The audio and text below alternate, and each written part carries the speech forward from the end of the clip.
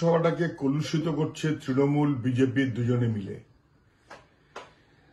যেমন মুখ্যমন্ত্রী তেমন বিরোধী দলনেতা,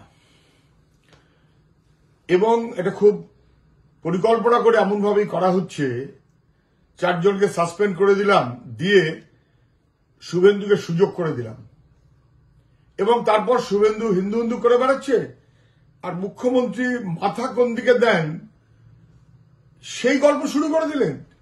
ওনার টাইটেল কি আর উনি কোন দিকে মাথা দেন আর সেই দিকে কোন ঠাকুর আছে, অতএব কেউ ওনাকে কিছু করতে পারবে না। এটা কি হচ্ছে নাকি? পশ্চিমবাংলার রাজনীতি এবং বিধানসভাকে এইভাবে মানুষের ইস্যু থেকে সরিয়ে নিয়ে ধর্ম এবং ইত্যাদি ব্যবহার করে রাজনীতির কাজে ব্যবহার করা হচ্ছে, এটা কলুষিত করা হচ্ছে। আমি ধিক্কার জানাই যেমন মুখ্যমন্ত্রীকে তেমন বিরোধী দলনেতাকে। নিজেকে এত লার্জার দ্যান লাইফ একটা মনোভাবে দেখেন, আমি আছি বলে বাংলাদেশ হয়ে যায়নি পশ্চিমবাংলাটা। আরে আপনি যখন ছিলেন না তখন পশ্চিমবাংলাটা বাংলাদেশ হয়ে গেছিল নাকি? আপনি তো 2011 সালে বাংলাদেশ হয়ে গেছিল নাকি? বরং এটা ঠিক যে পশ্চিমবাংলায় হিন্দু মহাসভা হোক আর মুসলিম লীগ হোক, ক্রমশ ক্রমশ তাদের শক্তি ক্ষয় হয়েছে। তখন জ্যোতিবাবু, তার আগে পরে বুদ্ধদেব ভট্টাচার্য, তার আগে সিদ্ধার্থ শঙ্কর রায়, কি তার আগে বিধান রায়, কোনোদিন কোনো আমলে এইভাবে ধর্মকে ব্যবহার করে রাজনীতির জন্য বিধানসভা সরকার একে ব্যবহার করা হয়নি, যা মুখ্যমন্ত্রী আমলে হয়েছে। উনি ভারী কথা বলছেন, আমি আছি বলে বাংলাটা বাংলাদেশ হয়ে যায়নি। এটা বোগাস অসততা। পশ্চিমবঙ্গ বিধানসভা দেখলো, এটা বাংলার বিধানসভার ইতিহাসে অথবা বাংলার সমাজ জীবনের ইতিহাসে লজ্জার ব্যাপার, খুবই লজ্জার ব্যাপার। বিরোধী দলনেতা একের পর এক মিথ্যা বলে যাচ্ছেন, অসত্য শুধু না অসভ্যের মতো কথা বলছেন। বাংলায় হিন্দুদের হয়ে কথা বলার সুযোগ নেই ইত্যাদি ইত্যাদি নানাবিধ বলে গেলেন। তৃণমূলকে বিদবার জন্য উনি ধর্মকে ব্যবহার করলেন। আচ্ছা, রামনবমী তো এইয়া বলে ছিল না তো আগে? হনুমান জয়ন্তী এইয়া বলে ছিল না তো আগে? মুখ্যমন্ত্রী নিজে ধর্ম করে ভাষণ দিয়ে বেড়াচ্ছেন এইয়া বলে কোনদিন ছিল নাকি সব? ফলে একেবারে অসত্য কথা বলছেন, অভিযোগটা ভুলভাবে আনছেন বিরোধী দলনেতা, এ নিয়ে কোনো সন্দেহ নেই। উনি রাজনীতিকে ব্যবহার সাহায্য সুবিধা পাওয়ার জন্য ধর্মকে ব্যবহার করছেন, এটা বেঠিক সাম্প্রদায়িক মনোভাব। আবার তার উল্টো মুখ্যমন্ত্রী যা বলছেন, কি ভাষণ, নিজের টাইটেল কি? এত হালকা মুখ্যমন্ত্রী যে নিজেকে বলতে হচ্ছে তার ব্যানার যে উপাধি ব্যবহার করে, টাইটেল ব্যবহার করে তাকে প্রমাণ করতে হচ্ছে তিনি হিন্দু। তিনি বলতে পারলেন না যে আমি হিন্দু মুসলিম নির্বিশেষে মানুষ। তিনি বলতে পারলেন না যে আমি পশ্চিমবাংলার মানুষের পক্ষে। তাকে বলতে হলো যে তিনি মুসলমান এবং তিনি হিন্দু। ভোটের জন্য যখন সুবিধা তখন তিনি অপ্রয়োজনে মুসলমান করে রেড রোডে গিয়ে বসে পড়েন। দরকার কি ছিল? এর আগে কোনো মুখ্যমন্ত্রী তো করেননি। আবার যখন দরকার হচ্ছে তখন হিন্দু করে লপ্প করছেন। কেন? দরকার কি ছিল? আগে কোনো মুখ্যমন্ত্রী তো সব করেননি।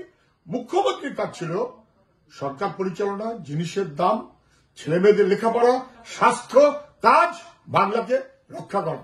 উনি ধ্বংস করছেন। দুই মন্ত্রী আজকে যা বলেছেন বিধানসভায় সম্পূর্ণ অসত্য বলেছেন, সম্পূর্ণ অসত্য বলেছেন। বিধানসভা ভাঙচুর উনি অস্বীকার করলেন। বিধানসভা ভাঙচুর উনি অস্বীকার করলেন কেন? ছবি তো স্পষ্ট। এখানে যাকে দেখা যাচ্ছে এটা কি মুখ্যমন্ত্রী না হয়ে ওনার ঘোস্ট, ওনার অবয়ব? এত অসত্য কথা বলেন কেন? বলুন যে আমি বিধানসভা ভাঙচুর করেছি, কিন্তু আমি তার জন্য লজ্জিত না, আমি গণতন্ত্র সংহারী। এটা বলা উচিত ছিল না? উনি কি বললেন? হঠাৎ এত বছর পরে ওনার মনে হলো কাগজ ছোড়াটা ওনার ন্যায় হয়েছে, অন্যায় হয়নি। কেন? উনি একা ছিলেন ওদের দলের।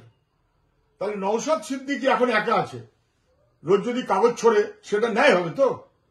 এটা অযৌক্তিক কথা যদি মুখ্যমন্ত্রী বলেন আমি একা ছিলাম, আমি 10 জন ছিলাম। আরে আপনি বরঞ্চ বাংলার সর্বনাশ করেছেন। অনুপ্রবেশ ইস্যুতে আপনি বিধানসভায় লোকসভায় এমনভাবে চাপ দিয়েছেন, আজকে গোটা বাংলার মানুষ তাকে বিপদে পড়তে হচ্ছে। এনআরসি, সিএ ইত্যাদির মধ্য দিয়ে দিল্লি বিপদে ফেলছে। আপনি তো অংশীদার। আপনার কাগজ ছড়ানো মনে নেই কি কারণে? আপনি শাল ছুঁড়েছিলেন কি কারণে মনে নেই? আপনি একা ছিলেন বলে পাস, নওশাদ সিদ্দিকী করলে পাস। সব বোগাস কথা। উনি আত্মসম্মান বিসর্জন দিয়ে রাজনীতি করেন না। আমি বলছি ওনার রাজনীতিতে আত্মসম্মান বলে কিছু নেই। যদি আত্মসম্মান থাকতো তাহলে ব্যানার্জি পরিবারের 35টা প্লট তার হিসেব উনি দিতেন। যদি আত্মসম্মান থাকতো ব্যানার্জি পরিবারের 35টা প্লট তার হিসেব উনি দিতেন। যদি আত্মসম্মান থাকতো ওনাকে নাকি মেরে ফেলেছিল কোন এক লালু আলম, সে কেন তৃণমূলে, তার উত্তর উনি দিতেন। কেন উনি তার জন্য কোর্টে গেলেন না বা কোর্টে যাওয়ার পরে সমন হাজির হলেন না, কেন অ্যাভয়েড করলেন, উনি তার উত্তর দিতেন। বাংলাকে ধ্বংস করবেন, জাত ধর্ম রাজনীতিতে নিয়ে আসবেন, শুভেন্দু অধিকারীকে তৃণমূলে নিয়ে এসে আজকে বিজেপি করিয়ে দলের মধ্যে খেলা করবেন। আত্মসম্মান হচ্ছে সব। আত্মসম্মান থাকলে উনি অন্তত পরিবারের কথাটাকে সামনে নিয়ে আসতে পারতেন, নিজের পরিবার। নন্দীগ্রাম, খেজুরি ৭৬ জন কমরেড আমাদের খুন হয়েছে ওই সময়তে। তথ্যকে অস্বীকার করা হয়েছে, সত্যকে গোপন করা হয়েছে। সিবিআই তদন্তের দাবি মুখ্যমন্ত্রী করেছেন, সিবিআই রিপোর্টটাকে কিন্তু গ্রহণ করেননি, কারণ তিনি ধরা পড়ে যাবেন। একটা গভীর চক্রান্ত, বড় চক্রান্ত। ৭৬ জন আমাদের খুন হয়েছে এবং অভিযুক্ত যারা তারা তৃণমূলের নেতা। কেউ এখন তৃণমূল, কেউ এখন বিজেপি, পিছনে মাওবাদীরা কোথাও কোথাও ছিলেন। এই রকমের কেসগুলোকে সরকার সিদ্ধান্ত করে তুলে নেবার ব্যবস্থা করে পারে মার্ডার হয়ে যাবার পর। এবং সেইটার পরিপ্রেক্ষিতে সরকার এই যে তুলে নিল, তার পরিপ্রেক্ষিতে পাল্টা একটা কেস হয়েছে যেখানে 10টা মামলা কেন তুলে নেওয়া হলো, এটা তুলে নেওয়া একটা ঠিক হয়নি, সেগুলো রিওপেন করতে হবে বলে কোর্ট অর্ডার দিয়েছে। স্বাভাবিক, সঙ্গত। অপরাধীদের সরকার এটা, খুনিদের সরকার। তারা খুনিদের বাঁচাতে চাইছে। সেই কারণে এমন বেআইনিভাবে চলেছে যে কোর্ট সেটাকে খারিজ করে দিয়েছে। কিয়দ অংশ, পুরোটা না, ৭৬টা না, কিয়দ অংশ যেটুকু ওই রকম আলাপ আলোচনার মধ্যে ছিল। আমরা চাইবো এই গভীর ষড়যন্ত্রটা স্পষ্ট হোক, সত্যটা স্পষ্ট হোক, আইনের বিচার হোক। এছাড়া কোনো বিকল্প নেই। তৃণমূলের নেতারা ধরা পড়বে, সেই কারণে তাদের সব বাঁচাবার জন্য প্রচেষ্টা হচ্ছে। শুভেন্দু অধিকারী বাংলাটাকে কিভাবে কলুষিত করা হচ্ছে আমার ধারণা মানুষ সবাই বুঝতে পারবেন। আজকে পশ্চিমবাংলা বিধানসভা এমনি কম দিন বসে, আজকে বাজেটের আলোচনায় মুখ্যমন্ত্রী বলবেন। বাজেটটা জনমুখী যে নয় এটা সবাই বুঝতে পারছে। মদের আয় সবচাইতে বেশি, ২১-২২ হাজার কোটি টাকা। ঋণ সর্বোচ্চ ৭ লক্ষ কোটি টাকা, সেটা আরো বাড়ছে।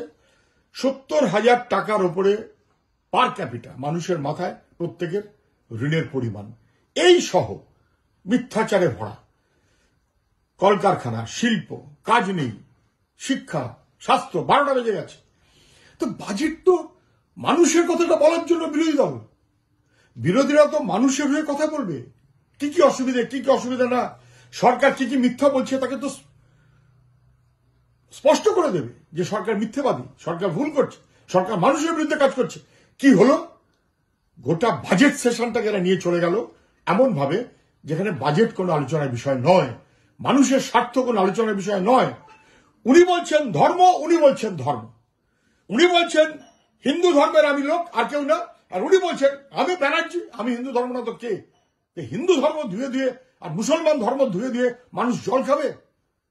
পশ্চিমবঙ্গ বিধানসভা অপোজিশন এবং সরকার দুপক্ষ মিলিয়ে গোটা বাজেটের আলোচনাটাকে ঘুরিয়ে নিয়ে চলে গেলেন। কে হিন্দু, কে তার চাইতে বড় হিন্দু, কে শিব ঠাকুরের দিকে মাথা করে শোয় আর কে শিব ঠাকুরের দিকে মাথা ঝুঁকিয়ে শোয়। কি অসভ্য, অপদার্থ, অযোগ্য তারা পশ্চিমবঙ্গ বিধানসভাটাকে কলুষিত করছে। এটা বাংলার সমাজ জীবনের জন্য গভীর লজ্জা। বাজেট আলোচনা হলো না, ধর্ম ধর্ম কম বেশি এই লড়াইতে চলে গেল গোটা বিধানসভা আজকের দিনটায়। ছি ছি ছি, দুর্ভাগ্য আমাদের।